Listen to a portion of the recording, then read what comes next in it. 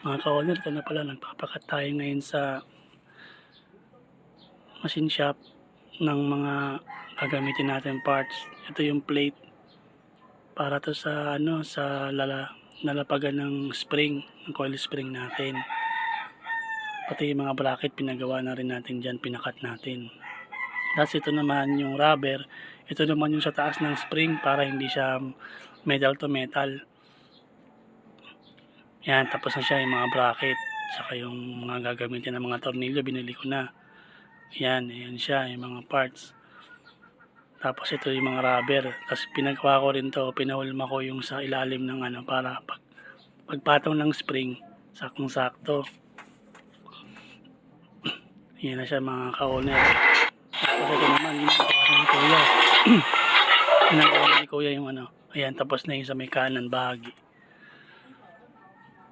Ayan na siya mga ka-owner.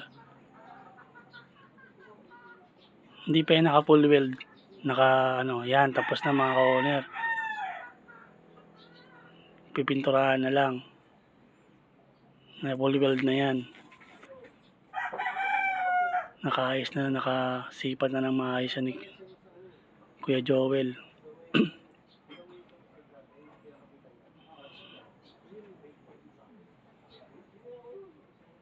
Yan, tapos yan, pipinturahan na natin ng primer muna para hindi kalawangin. Yan, sprayan muna natin ng primer.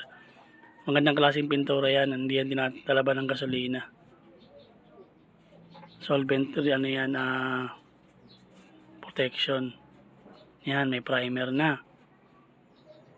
Mga ka-owner, yan, may primer na. Sunod naman natin yung kulay orange para maging kakulay siya ng under chassis. Yan mga ka-owner, tapos na, napinturahan ko na parehas. Ito na itsura niya. Yan yung finished product niya. Naka-coil spring tayo, harap likod yan. Okay ba mga ka-owner?